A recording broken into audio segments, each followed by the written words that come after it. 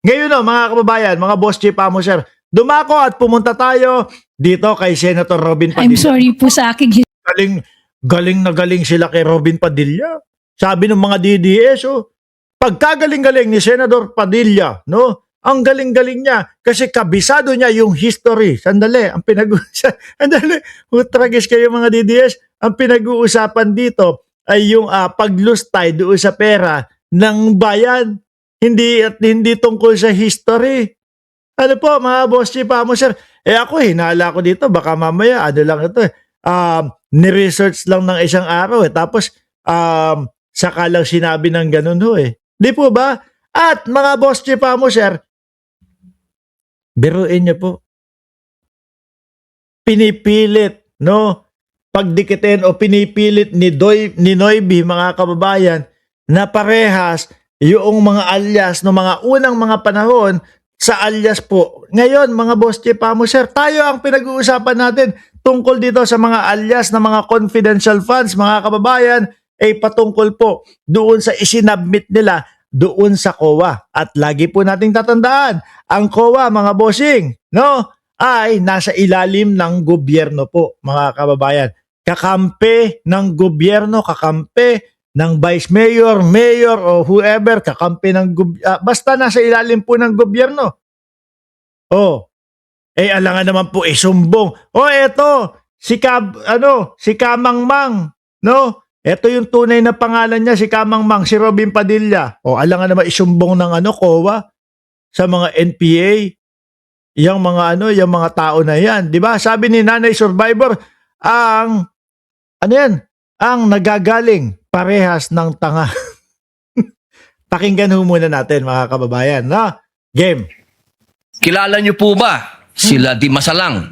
I'm sorry po sa aking history teacher. Ayan, opo. Hindi ka na po maalala. Ito po ang pinakamagandang panahon para maipaalala po sa inyo na ang ating mga bayani ay gumamit ng mga alias. Okay, game. Di Masalang, Masalang. Siling Labuyo, Siling Labuyo. Pakinggan nyo, Tikbalang, Tagailog, May Pag-asa, Buwan, Magdalo, Leon Kilat, Vibora, Lakambini, Paralitiko, Dimas, Alipato, Liwanag, Balite, at marami pa pong iba. Sabi ni Ma'am Aba, talinong-talino ang animal. Iba yung astahan niya, iba din yung angasan niya no? Parang, ayoko na lang sabihin. Pero yung tipo bang kala mo kayang-kaya niya yung mga kaharap niya, mga bossing? Ulitin mo natin pakinggan nyo yung mga sinabi at binanggit ni Robin Padilla na mga pangalan po o na mga alias po. Ulitin lang natin. Bakit po? Kasi may ipapakita tayong mga alias din dito.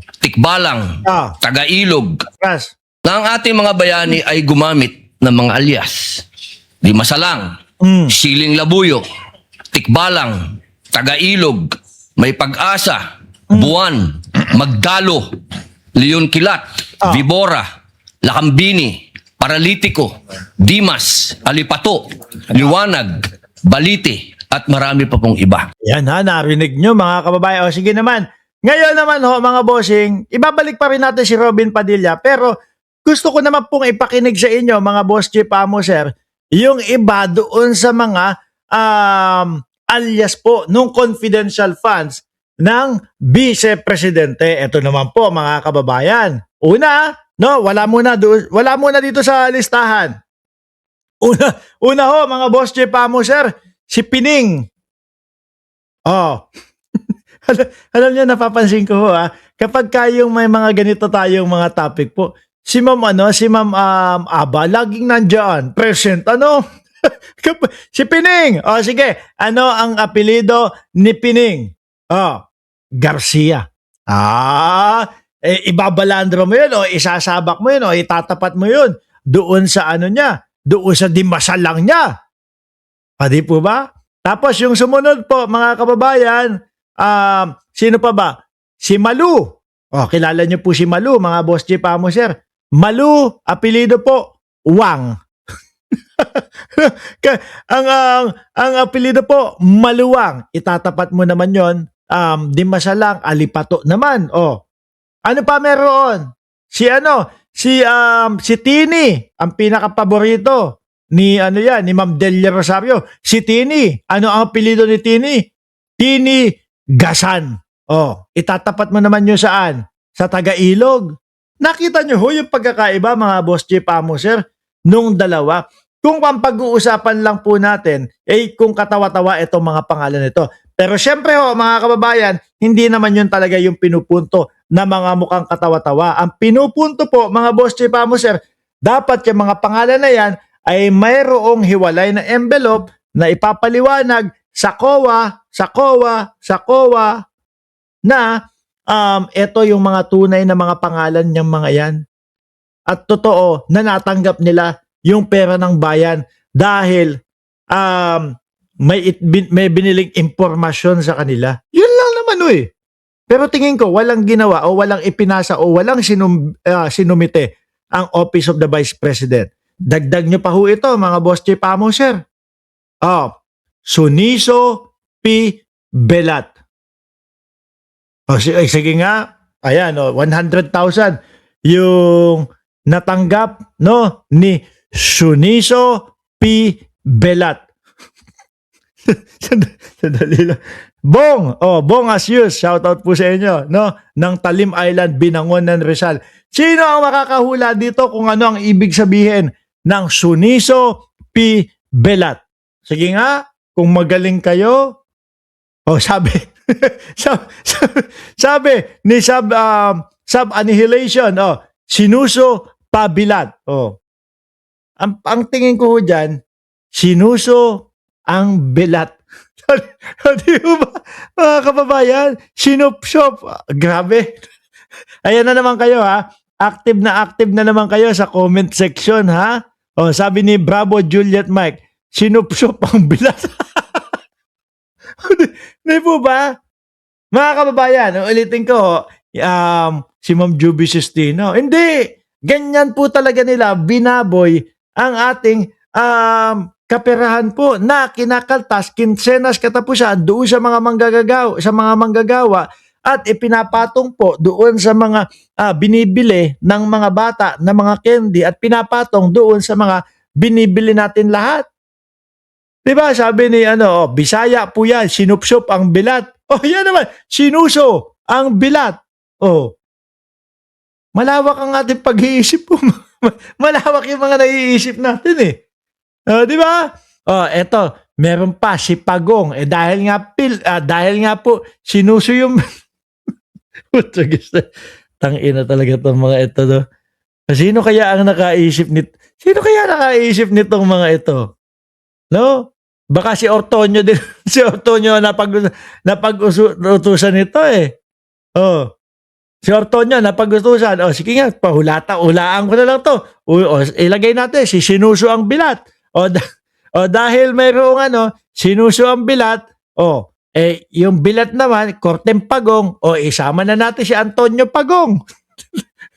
Di ba? Na naka-receive din po ng 100,000 piso, mga kababayan. Etong isa, yung nasa ilalim, si Timon Andrew Pusa. Pusi. sorry. Pusi kaya nako, Diyos ko po, Lord. Nako, si YouTube. Hindi ang ibig ko sabihin, pangalan ho iyon. Nako, malamang ito. Mayayari talaga tayo dito sa sa mga pangalan na inilatag ng Office of the Vice President po, mga kababayan eh. No? Pati YouTube ko, maaalangan po, mga Boss J. Pamo, sir. Sinuso Bilat, si Antonio Pagong, dahil hugis Pagong yung bilat. Tapos si Timon Andrew Pusa, hindi ko na uulitin. Ngayon, syempre mga kababayan, si May, mas malaki po iyan. Kasi bakit? Galing po sa may pamana, mga bossing. May pamana. Kapag ikaw hindi ka nahatian ng pamana, mga bossing, syempre, ang mangyayari at gagawin mo, magngingit-ngit ka. Agagalit ka. Timon, it means Simon Andrew Cat. Simon Andrew. Ano ibig sabihin? Simon Andrew Cat. Sige nga, hindi ko magets lang ho, mga kababayan. Pastor Pedroso, naku, nandiyan pa si Pastor Pedroso, tapos ganyan po yung mga topic at pinag-uusapan natin. May kwento pala. O, syempre, mga bossing, skip ako dyan pagdating sa alias Bobo. O, si Dompiang. O, di po ba? Yan yung mga, yan po yung mga alias nung kaila Sara Duterte. Kung ikukumpara mo doon sa mga alias na mga binanggit ni Robin Padilla po. O, game, pakinggan nun natin si Boloy. O, Ano po ang kahalagahan dito, palagay po ninyo? Ang alias po, anong kahalagahan? Well, first, sir, first, Your Honor, I cannot comment. sabi ni Sub Annihilation, Pompiang yan, sir. Pompiang. Don, nga no. Utragis talaga ito. Ginawa, Don Piang. Oh, ngayon, Pompiang. Ay, siguro, dahil tibo. Oh, sabi, ang dilim din daw po. Makuha lang yung pera. Sabi ni Nestor Tubo. Oh, biruin nyo. Hoy, baka Nestor Tubo, baka pati yung pangalan mo nakatanggap ng confidential funds, ha? Game, pakinggan na ho natin si Binoy. Game. Palagay po ninyo. Ang alias po, anong kahalagahan? Well, first, sir, first, Your Honor, I cannot comment because I'm not sure of the circumstances surrounding their use of alias. Under the anti-alias law, sir, inaalaw naman po yung paggamit ng alias provided kailangan po nakabanggit din, nakadisclose kung ano yung real name. Yan yung sinasabi po natin, mga kababayan. At syempre, mga boss J. Pamo, sir, si Boss Noyby, papalago yan si Boss Noyby, mga kababayan, kasi ayaw niyang marinig ng mamamayang Pilipino iyan. Gagalit si Boss Noyby dito. Pakinggan niyo ho. Oh. So it's not completely prohibited provided they also provide the real Opo, the real name. pakisagot lang mo. Ayaw ni Robin Padilla nung ganun pong kaliwanagan po, mga kababayan. Ang gusto niya yung yes or no lang. Ano ang kahalagahan ng alias na ito? Oh, yes or no lang ang sagot, no? Samantalang ipinapaliwanag ni Madam. Hindi pwede kasi lahat yes or no, mga boss Chipamo, sir. Lalo na kapag kayong tanong mo, alam nating maiiba ang ibig sabihin. Di ba, Ma'am Neng Gigi? Sabi ni Ma'am Juby Sestina, si Robin pilit na ipinagtatanggol ang mga alias ni Amo. O, totoo. Hindi, paano ba naman ho kayong hindi magiging ganito? Paano naman hindi siya sasampalataya sa mga Duterte? Utang kay dating Pangulong Duterte ang kanyang kalayaan po, mga kababayan. Tignan nyo nga, di ba? In-adjust nila, in-adjust nila yung paglaya po, mga boss Chief Amo, sir, nung mga taong may daladalang mga illegal na mga beng-beng. Pero po, ano sabi ni ano po ang sabi ni John B. Cremulya? 98% ng karahasan sa Pilipinas ay dahil doon sa mga illegal na mga beng-beng, mga kababayan. Alam nyo na, ibig ko sabihin sa beng-beng, ayaw ni YouTube ng mga word na ganun eh. Tuloy. Po yung tanong ko, bago po yung explanation po ninyo, pakisagot lang po kung narinig nyo na po yung mga alias na yan. Ngayon lang po nyo narinig. Some of Ano daw ba? Boy Silly, si Kamangmang, may sinasabi pa kayo dyan, Kabobo, yung pangalan. it po, Your Honor, to be candid, some of it I've already heard. Magmula po 1892 hanggang 1896, ginagamit po nila ang mga alias na yan. Nagkaroon lang po ng isang traidor, ang pangalan ay Teodoro Patino, na nagbulgar sa Katipunan. Alam po ba niyo yun? Yes, Your Honor. But the circumstances then were different because we were Bakit po iba? under Bakit nagagalit si Robin Padilla kung magpapaliwanag lang naman si Madam? Pakinggan nyo tingnan nyo po yung asal ng isang Robin Padilla po, mga kababayan. Kapag kayo na ipapaliwanag at nagpapaliwanag, bakit po iba? Bakit po iba? Tapos tatanungin niya, talagang tutuloy-tuloyin niya yung pagsasalita niya. Game. Alias na yan. Nagkaroon lang po ng isang traidor, ang pangalan ay Teodoro Patino, na nagbulgar sa Katipunan. Kita nyo, parang nagbulgar. Yung parang tipo bong, yung mga sinasabi niya ho, mga kababayan, talagang para doon sa impeachment at tugman-tugma sa impeachment. Alam po ba niyo yun? Yes, Your Honor. But the circumstances then were different because we were Bakit po iba? under... Bakit po iba? Bakit po na iba? May gera po nun, sir, and we were under Wala po ba tayong occupation. gera sa NPA? Ang NPA po, merong mga alias. Sandali, sir. Ang pinag-uusapan dito, yung mga alias na ginamit ng Office of the Vice President, no, sa COA. Sir, pakinggan mo ito ha. Sana napapakinggan mo sana papasok din sa utak mo. Yung mga sinasabi mo na mga alias no mga unang panahon, no? Alias 'yun para sa tawag dito, sa publiko. Ganyan naman din yung mga alias. Pero ang yung mga alias na sinasabi nyo, yung mga may pamana, Shane Ngit-Ngit, yung Don Piang, yung Antonio Pagong, etc., yung mga Mary Grace Piatos, sa publiko naman, ano pa din yan eh. Kumbaga sa publiko pa din, naka-alias pa din yan.